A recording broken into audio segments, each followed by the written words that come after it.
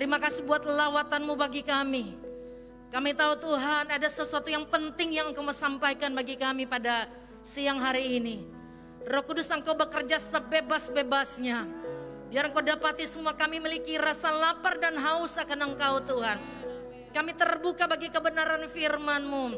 Ini waktu-Mu berbicara bagi kami. Kami sambut firman-Mu dalam satu nama yang hebat, yaitu nama Tuhan Yesus Kristus. Haleluya. Amin. Puji Tuhan, silakan duduk. Shalom Bapak Ibu Saudara, baik yang ada di tempat ini maupun yang sementara mengikuti ibadah di rumah masing-masing. Saya percaya Roh Kudus pasti melawat kita semua. Yang Tuhan mau kita buka hati bagi kebenaran firman Tuhan. Sebab Alkitab katakan firman Tuhan itu pelita bagi kaki kita dan terang bagi jalan-jalan kita. Artinya Alkitab lagi berbicara, tanpa firman Tuhan jalan di depan kita itu gelap saudara, ya. Makanya katakan firman itu terang bagi jalan kita. Nah, pada minggu yang lalu Ibu Gembala bicara tentang up, in, dan out. Bagaimana kita mengasihi Tuhan, kita mengasihi orang-orang seiman, dan kita mengasihi sesama kita. Pada siang hari ini saya akan berbicara juga ya mengenai kasih. Saya kasih tema khotbah saya, hidup di dalam kasih. Tema khotbah saya pada siang hari ini, hidup di dalam kasih. Kita lihat 1 Korintus 13 ayat 13. Saya baca dari versi firman Allah yang hidup. Dikatakan begini. Ada 3 hal yang kekal, yaitu iman, pengharapan, dan kasih. Tetapi yang terbesar dari ketiganya ialah kasih. Ya, dikatakan ada 3 hal yang kekal, yaitu iman, pengharapan, dan kasih. Tetapi dikatakan yang terbesar dari ketiganya ialah kasih. Oleh sebab itu pada saat ini perlu sekali kita sadari bahwa penting bagi kita menjadi orang percaya yang hidup di dalam kasih. Karena Alkitab katakan bahwa kasih itu yang terbesar. Sebab segala sesuatu yang ada di dunia ini akan berhenti. Ya, semuanya akan lenyap, tetapi Alkitab katakan kasih itu tinggal kekal. Sehingga ketika kita berhadapan muka ya dengan Tuhan, maka kasih akan berbicara dengan kuat. Oleh sebab itu siang hari ini kita akan sama-sama belajar alasan kenapa saudara dan saya harus hidup di dalam kasih. Mari kita lihat alasan kenapa saudara dan saya harus hidup di dalam kasih. Yang pertama, yang saya dapati begini, ternyata kasih itu merupakan dasar dari kehidupan orang percaya. Alasan kenapa saudara dan saya harus hidup dalam kasih, karena kasih merupakan dasar hidup, ya, dasar kehidupan orang percaya. Kita lihat ayatnya. Efesus 3 ayat 16 sampai 17. Dikatakan begini, aku berdoa supaya ia menurut kekayaan kemuliaannya menguatkan dan mengokohkan kamu oleh rohnya di dalam batinmu, sehingga oleh imanmu Kristus diam di dalam hatimu dan dikatakan apa? Kamu berakar serta apa? Berdasar di dalam kasih. Jadi ternyata Tuhan minta supaya engkau dan saya dikatakan berakar dan berdasar di dalam kasih. Kalau kasih merupakan dasar di mata Allah, mestinya kasih itu merupakan dasar di mata kita orang percaya. Amin. Sekali lagi, kalau kasih di mata Allah merupakan dasar, mestinya kasih juga di mata kita itu merupakan dasar. Mari kita lihat Alkitab membuktikan, ya. Alkitab membuktikan bahwa benar-benar kasih itu dasar. Alkitab dengan jelas membuktikan bahwa benar-benar kasih itu dasar. Mari kita lihat ayatnya. 1 Korintus 13 ayat 1 sampai 3. Kalau kita baca selanjutnya, saudara, kita akan dapati bahwa benar-benar tanpa kasih semua yang kita lakukan tidak ada gunanya. Makanya Alkitab katakan begini, ketika ada yang bertanya, hukum mana yang pertama dan yang paling penting? Yesus katakan, kasihilah Tuhan Allahmu dengan segenap hatimu, segenap jiwamu, dan dengan segenap kekuatanmu. Kasihilah sesamamu manusia seperti dirimu sendiri. Itu dikatakan hukum yang pertama dan yang terutama. Kenapa itu jadi hukum yang pertama dan terutama? Ternyata hidup kekristenan kita tanpa didasari oleh kasih semua tidak berguna. Kita lihat ayatnya. 1 Korintus 13 saya baca. Dikatakan begini, sekalipun aku dapat berkata-kata dengan semua bahasa manusia dan bahasa malaikat. Tetapi jika aku tidak mempunyai kasih, aku sama dengan gong yang berkumandang dan canang yang gemerincing. Sekalipun aku mempunyai karunia untuk bernubuat dan aku mengetahui segala rahasia dan memiliki seluruh pengetahuan. Dan sekalipun aku memiliki iman yang sempurna untuk memindahkan gunung. Tetapi jika aku tidak mempunyai kasih, dikatakan apa? Aku sama sekali tidak berguna. Sama sekali tidak berguna. Dan sekalipun aku membagi-bagikan segala sesuatu yang ada padaku, memberi ya, bahkan menyerahkan tubuhku untuk dibakar, rela berkorban, dikatakan begini, tetapi jika aku tidak mempunyai kasih, dikatakan begini, sedikit pun tidak ada faedahnya bagiku. Jadi firman Allah lagi memberitahukan engkau dan saya, apapun yang kita lakukan, baik kita memberi, kita melayani, semua kegiatan keagamaan kita, semua pengorbanan kita, apapun yang kita lakukan, kalau tidak didasari oleh kasih, Tuhan katakan ini, sedikit pun tidak berguna. Termasuk begini, hubungan kita dengan Tuhan, kalau tidak didasari oleh kasih, dikatakan tidak ada gunanya apa-apa. Ya, sama sekali tidak berguna. Oleh sebab itu mestinya yang menjadi dasar hubungan kita dengan Tuhan bukan yang lain, tetapi yang menjadi dasar hubungan kita dengan Tuhan mestinya adalah kasih. Ya. Sebab kalau kasih merupakan dasar hubungan kita dengan Tuhan, begini saudara. Ketika kita bersekutu dengan Tuhan, kita menikmati. Kalau yang kita lakukan cuma kegiatan keagamaan, kalau yang kita lakukan itu cuma mungkin disiplin-disiplin rohani, saya katakan tanpa didasari oleh kasih itu tidak ada gunanya. Yang Yesus mau semua yang kita lakukan dasarnya kasih. Kalau kita datang ibadah cuma karena kebiasaan, ya namanya orang Kristen hari Minggu harus ibadah. Tapi engkau tidak menikmati Tuhan, saya mau katakan Tuhan bilang tidak ada gunanya. Ya, makanya kan Tuhan katakan begini, bangsa ini memuliakan aku dengan bibirnya padahal hatinya jauh daripadaku. Tanpa kasih tidak ada gunanya. Makanya yang terjadi seperti ini, kadangkala kita berdoa tetapi sebetulnya cuma kegiatan keagamaan. Sehingga rasa lapar dan haus akan Tuhan sudah kita tidak miliki lagi. Kalaupun kita melayani karena keharusan, kalau kita berdoa karena kita sadar kita perlu Tuhan. Tapi mestinya waktu kita datang kepada Tuhan bukan karena kesadaran kita perlu Tuhan. Betapa tersinggungnya Tuhan kalau kita datang cuma karena kita perlu Dia. Tapi mestinya ketika kita datang sama Tuhan karena kita rindu untuk membangun keintiman dengan Dia. Bukan karena butuh. Enaknya kalau saya datang sama Pastor Fani, ya lalu sebetulnya tak mau datang, cuma kita lagi perlu panganan jadi kita datang. Artinya begini, sebetulnya saya enggak suka, enggak butuh, cuma karena saya perlu Dia. Jadi mulai sekarang Tuhan bilang, apapun yang kita lakukan, dasarnya itu harus kasih. Saya share dengan teman-teman musik pujian kemarin, saya bilang, saya bertobat. Dari cara saya yang lama yang disiplin rohaninya tinggi, saya sama ini ada suami saya. Dulu saudaraku saya disiplin rohani tinggi.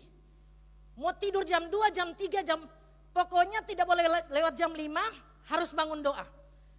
Ya kadang-kala begini, doa sebetulnya sudah, lale, mau berdoa, Cuma karena saya sudah mendisiplinkan diri saya tidak menikmati Tuhan. Disiplin rohani itu baik, tapi mestinya disiplin rohani akan membawa kita kembali kepada kasih yang mula-mula. Apapun yang kita lakukan mestinya didasari oleh kasih. Sebab yang Tuhan inginkan supaya kita lakukan semua atas dasar kita mengasihi Tuhan. Mari kita lihat satu ayat, Wahyu 2 ayat 2 sampai 5. Dikatakan begini. Ya. Ini dia surat buat jemaat yang ada di Efesus. Kita lihat apa yang mereka lakukan, standarnya tinggi sekali jemaat di Efesus. Wahyu 2 ayat 2 sampai 5. Standarnya sangat tinggi. Dikatakan begini. Aku tahu segala pekerjaanmu, baik jeripayahmu maupun ketekunanmu. Jadi mereka berjeripayah, mereka juga tekun. Tuhan bilang, aku tahu bahwa engkau tidak sabar terhadap orang-orang jahat, bahwa engkau telah mencobai mereka yang menyebut dirinya rasul, tetapi yang sebenarnya tidak demikian. Bahwa engkau telah mendapati mereka pendusta. Dan engkau tetap sabar dan menderita oleh karena namaku, Tuhan bilang. Dan engkau tidak mengenal lelah. Lihat standar mereka tinggi sekali. Namun demikian, Tuhan, aku mencela engkau. Karena engkau telah meninggalkan kasihmu yang semula. Sebab itu ingatlah, dikatakan begini. Betapa dalamnya engkau telah jatuh. Bertobatlah dan lakukan lagi apa yang semula engkau lakukan. Jika tidak demikian aku akan datang kepadamu dan aku akan mengambil kaki dianmu dari tempatnya. Jikalau engkau tidak bertobat. Ya. Jadi saudara, ketika apapun yang kita lakukan, ya standar kita mungkin tinggi saudara seperti jemaat di Efesus. Tapi ketika kita tinggalkan kasih yang mula-mula, Tuhan katakan begini, betapa dalamnya engkau telah jatuh. Kalau kita baca saudara dalam perjanjian lama dan perjanjian baru, cuma satu kali Tuhan katakan, betapa dalamnya engkau telah jatuh. Kapan itu terjadi? Waktu tinggalkan kasih yang mula-mula. Jadi Alkitab membuktikan bahwa kasih itu dasar kehidupan orang percaya. Makanya yang musuh mau rusakkan di hari-hari ini adalah kasih, saudara. Ya, Mazmur 11 ayat 3 bilang begini, mari kita lihat. Mazmur 11 ayat 3 bilang begini. Apabila dasar-dasar dihancurkan, apakah yang dapat dibuat oleh orang benar itu? Kadang-kadang kan kita begini, merasa bahwa iya saya ini orang benar.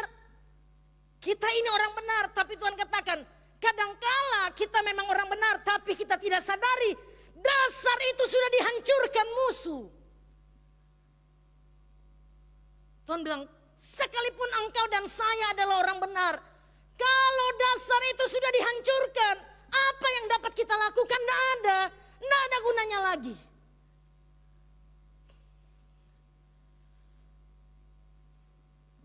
Bukankah kekuatan satu bangunan ditentukan oleh dasar? Sekali lagi, kekuatan satu bangunan itu ditentukan oleh dasarnya. Kalau dasarnya kuat, gelombang badai seperti apapun bangunan itu akan tetap kokoh. Sama dengan kehidupan engkau dan saya orang percaya. Kalau dasar kita kuat, yaitu kita mengasihi Yesus. Karena Yesus sudah lebih dahulu mengasihi kita. Goncangan badai seperti apapun, kita tetap akan menjadi orang percaya yang kuat. Ingatkah kita ketika Yesus bangkit dari kematian, dia jumpa dengan murid-muridnya. Lalu ketika dia jumpa dengan Simon Petrus, apa yang Yesus tanya sama Simon Petrus? Ya, apa yang Yesus tanya? Yesus katakan begini kepada Simon Petrus, Simon anak Yohanes, apakah engkau mengasihi aku? Berapa kali Yesus bertanya? 3 kali Yesus bertanya, Simon anak Yohanes, apakah engkau mengasihi aku?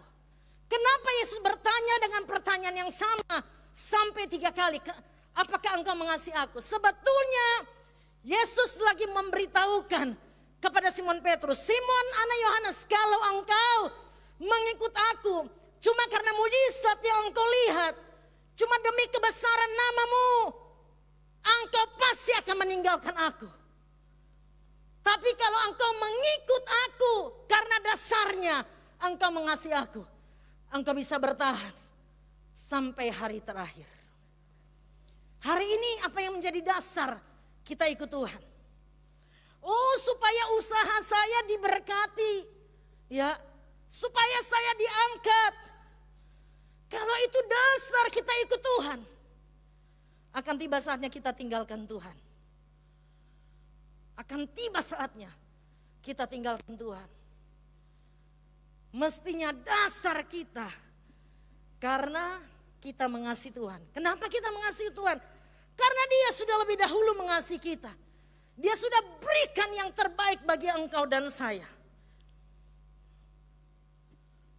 Saya selalu bilang sama Tuhan, Tuhan, saya tidak pernah bisa melupakan apa yang sudah Tuhan lakukan buat saya. Saya bukan orang baik. Ya, saya bukan orang baik. Masih banyak orang jauh lebih baik. Saya lihat masa lalu saya bilang saya kotor, saya najis. Tapi kalau Tuhan bisa pilih saya, pisahkan saya dari dunia ini, itu anugerah, kasih karunia Tuhan. Lalu saya bilang sama Tuhan, tidak ada satu pribadi yang sanggup melakukan seperti yang sudah engkau lakukan bagi saya sampai hari ini. Makanya saya mau bilang, rasa bangga saya akan Tuhan tidak akan pernah berakhir. Sekalipun melewati masa sulit, tekanan hebat, rasa bangga saya tetap mengagumi Tuhan. Makanya saya bilang tadi, yang musuh mau rusakkan hari-hari terakhir ini, kasih kita salah satunya. Mari kita lihat ayatnya, 2 Timotius 3 ayat 1 sampai 5. 2 Timotius 3 ayat 1 sampai 5 bilang begini. Ketahuilah bahwa pada hari-hari terakhir akan datang masa yang apa? Sukar. Manusia akan mencintai dirinya sendiri dan menjadi hamba uang. Manusia akan mencintai dirinya sendiri. Semua berpusat pada pribadi, kepada saya. Kalaupun ke gereja, ya saya bilang tadi karena orang Kristen. Tapi semua yang dikerjakan berpusat kepada diri saya. Itu hari-hari terakhir. Dikatakan begini, manusia akan mencintai dirinya sendiri menjadi hamba uang. Mereka akan membual dan menyombongkan diri. Mereka akan menjadi pemfitnah. Mereka akan berontak terhadap orang tua dan tidak tahu berterima kasih. Tidak mempedulikan agama. Saudara lihat, semua ini sementara terjadi, sudah banyak terjadi. Lalu dikatakan apa? Tidak tahu mengasihi. Ya, tidak tahu mengasihi, itu hari-hari terakhir ini sementara terjadi. Tidak tahu mengasihi. Tidak mau berdamai. Tidak mau berdamai karena merasa begini, buat apa kita berdamai dengan dia? Kita kok lebih baik, kita lebih hebat, kita lebih kaya, kita lebih mampu, kita lebih bisa. Ya, tidak mau berdamai karena merasa saya bisa lakukan jauh lebih besar dari apa yang dia lakukan. Lalu dikatakan apa? Suka menjelekkan orang. Tidak dapat mengekang diri, garang, tidak suka yang baik, suka mengkhianat, tidak berpikir panjang, berlagak tahu, lebih menuruti hawa nafsu daripada menuruti Allah. Secara lahiriah dikatakan mereka menjalankan ibadah mereka, tetapi pada hakikatnya mereka memungkiri kekuatannya. Jauhilah mereka itu. Pada hari terakhir ini yang sementara terjadi. Mungkin kita tidak dengar di jauh-jauh sana, tapi mungkin di lingkungan di mana kita bergaul, ya, kita bangun hubungan satu dengan yang lain, kita akan dapati hal seperti ini terjadi. Tapi yang di sini tidak ada. Amin. Amin. Oh haleluya. Tidak ada di sini ya. Karena kita di sini semua orang yang mengasihi Tuhan. Amin. Jadi alasan kenapa kita harus menjadi orang percaya yang hidup dalam kasih yang pertama. Karena kasih merupakan dasar. Kalau dasar itu hancur, sekalipun kita orang benar, apa yang dapat kita lakukan? Tidak ada. Semua tidak berguna. Yang kedua alasannya, kenapa kita harus hidup dalam kasih? Supaya kita hidup di bawah berkat Tuhan. Kita lihat 1 Korintus 16 ayat 22. Coba kita lihat. 1 Korintus 16 ayat 22. Dikatakan begini. Siapa yang tidak mengasihi Tuhan dikatakan apa? Saudara mari baca dengan semangat. 2, 3. Siapa yang tidak mengasihi Tuhan dikatakan apa? Terkutuklah ia. Maranatha. Artinya sebaliknya begini kan. Orang yang tidak mengasihi Tuhan dikatakan terkutuklah ia. Tetapi orang yang mengasihi Tuhan artinya apa? Diberkatilah ia. Makanya kita harus mengasihi Tuhan supaya kita tidak hidup di bawah kutuk tapi kita hidup di bawah berkat. Ya. Kita tidak hidup di bawah kutuk tapi kita hidup di bawah berkat. Ternyata saudara begini, untuk kita hidup di bawah berkat atau di bawah kutuk, bukan Tuhan yang menentukan, bukan orang di sekeliling kita yang menentukan, tetapi pilihan ada pada kita. Kita lihat Ulangan 30. Ulangan 30 ayat 19 sampai 20, saya mau bacakan, dikatakan begini. Aku memanggil langit dan bumi menjadi saksi terhadap kamu pada hari ini. Kepadamu kuperhadapkan kehidupan dan kematian, berkat dan kutuk. Lalu dikatakan apa? Pilihlah kehidupan supaya engkau hidup, baik engkau maupun keturunanmu. Ya, dikatakan dengan mengasihi Tuhan Allahmu, ketika kita pilih kehidupan itu artinya kita pilih berkat. Ya, kita pilih berkat. Lalu apa yang harus kita lakukan ketika kita pilih kehidupan atau berkat? Dikatakan begini saudara. Ya, dengan mengasihi Tuhan Allahmu, mendengarkan suaranya dan berpaut kepadanya. Sebab hal itu berarti hidupmu dan lanjut umurmu. Untuk tinggal di tanah yang telah dijanjikan Tuhan dengan sumpah kepada nenek moyangmu. Yakni kepada Abraham, Ishak dan Yakub untuk memberikannya kepada mereka. Jadi untuk kita hidup di bawah berkat bukan orang lain yang menentukan. Tapi pilihan ada pada kita, amin. Oleh sebab itu pada hari ini saudara, jangan sampai kita salah buat keputusan. Karena keputusan kita hari ini menentukan masa depan kita. Bukan cuma menentukan masa depan kita, tapi menentukan masa depan anak-anak kita kemudian. Warisan yang akan kita tinggalkan kepada anak cucu kita. Bukan cuma sekadar harta. Karena harta dalam sekejap mata bisa saja selesai. Tapi kita harus tinggalkan warisan yang benar kepada anak cucu kita. Ya, bagaimana kita mengasihi Tuhan. Biar mereka melihat teladan itu di dalam kita. Amin. Karena saya berulang-ulang kali katakan, teladan berbicara lebih kuat daripada kata-kata. Ya. Pilihan ada pada kita. Kita mau pilih apa? Mau pilih berkat atau kutuk? Kalau mau pilih berkat itu artinya kehidupan dengan cara ya mengasihi Tuhan Allahmu. Makanya Ibu Gembala ulang-ulang minggu yang lalu. Diawali dengan mengasihi Tuhan. Baru mengasihi saudara-saudara seiman, baru mengasihi sesama. Sebab begini, kalau kita tidak mengasihi Tuhan, kita tidak mampu mengasihi sesama. Tapi waktu kita buat keputusan kita mengasihi Tuhan, kita terima kasih Bapa yang sudah Dia berikan bagi engkau dan saya. Kasih itu memampukan kita mengasihi sesama. Tanpa kasih Tuhan kita tidak mungkin bisa mengasihi sesama. Oleh sebab itu mari kita lihat, apa bukti kita mengasihi Tuhan? Mari kita lihat, Alkitab mengajarkan kepada kita. Apa bukti kita mengasihi Tuhan? Jangan pikir begini, kalau saya rajin beribadah, rajin berdoa, rajin puasa, itu artinya saya mengasihi Tuhan. Oh enggak sama sekali. Bukan. Bukan. Karena Alkitab tidak pernah bilang itu. Ya. Bukti kita mengasihi Tuhan ini yang Alkitab bilang. Mari kita lihat. 1 Yohanes 4 ayat 20 sampai 21. Itu dampak kalau kita mengasihi Tuhan, dampaknya tentu kita rindu bersekutu, kita rindu beribadah.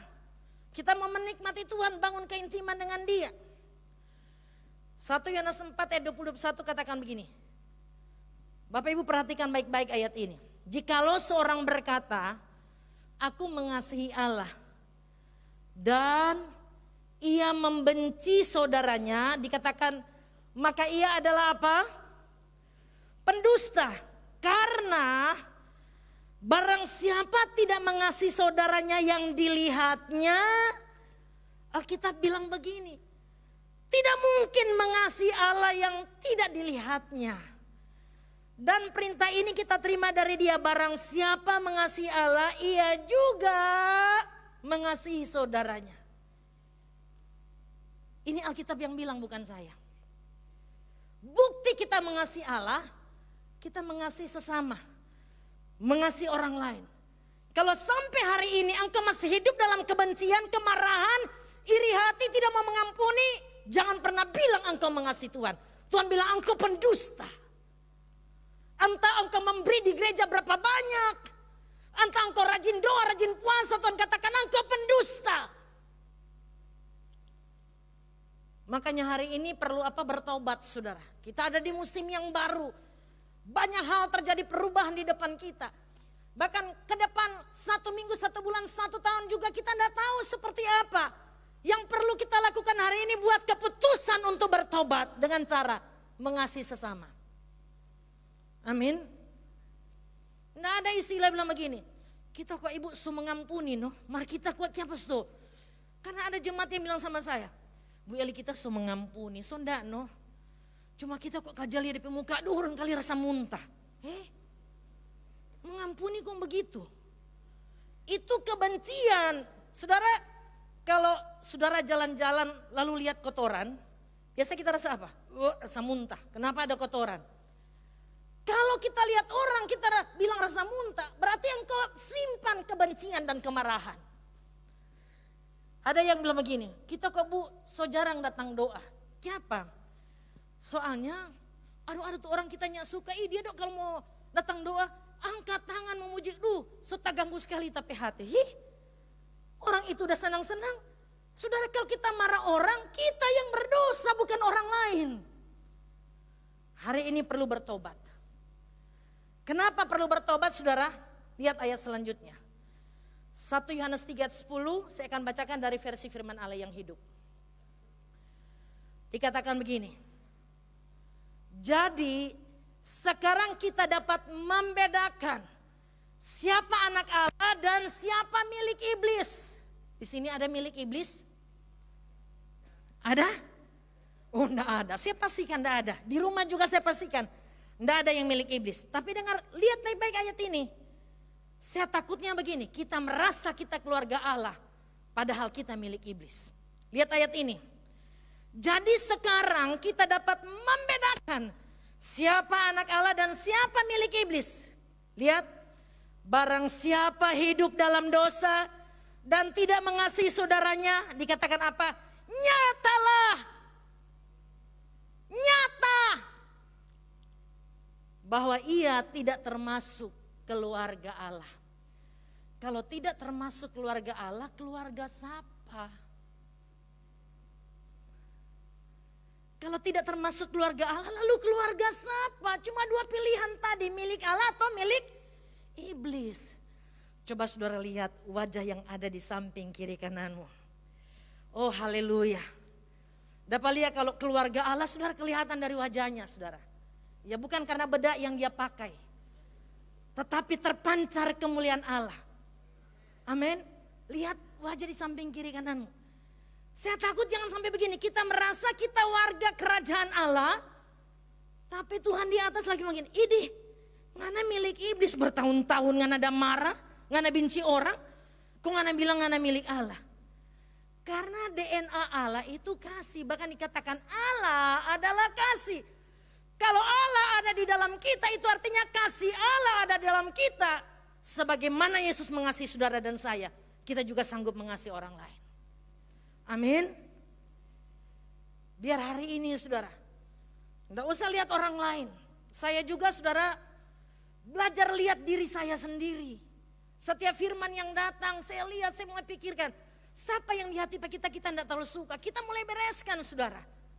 Karena apa? Saya tidak mau jadi orang yang di mobil cuma jadi kondektur ya, kondektur yang bilang Bitung, ayo Bitung. Orang semua naik oto dia tidak pernah sampai di Bitung. Ya, saya tidak mau. Makanya saya mulai setiap hari saya bilang Tuhan bersihkan saya.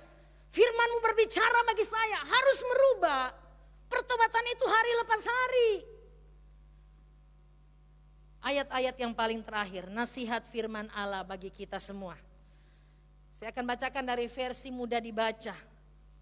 1 Yohanes 2 15 sampai 17 bilang begini. Janganlah kamu mencintai dunia. Ya, janganlah kamu mencintai dunia ini atau yang ada di dalamnya. Jika seorang mencintai dunia ini, dikatakan begini, kasih terhadap Bapa tidak ada di dalam dirinya. Ya, jangan mencintai dunia dengan apa yang ada di dalamnya. Ya, saya percaya di tempat ini di rumah tidak ada orang yang terlalu bangga dengan apa yang dia miliki di dunia ini. Ya, lalu terlalu mencintai sehingga mau kegiatan keagamaan itu semua cuma jadi ya sudahlah yang penting memenuhi itu semua, tapi hati tidak sama Tuhan. Dikatakan begini, jika seorang mencintai dunia ini kasih terhadap Bapa tidak ada di dalam dirinya.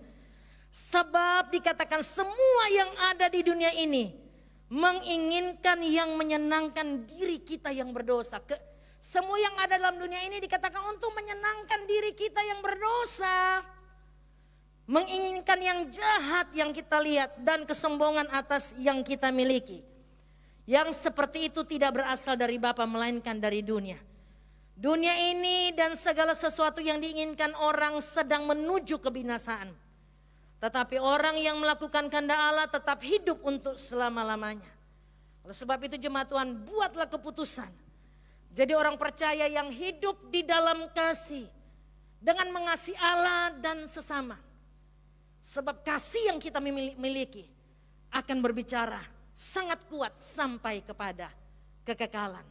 Tuhan Yesus memberkati. Saya undang semua untuk bangkit berdiri.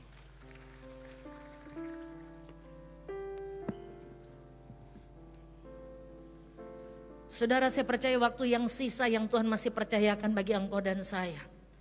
Ada tujuan Tuhan di dalamnya. Tidak mungkin Tuhan masih kasih kesempatan kita hidup lalu tidak ada tujuan Tuhan. Biar waktu-waktu ini kita pakai sungguh-sungguh untuk bisa mengerti kehendak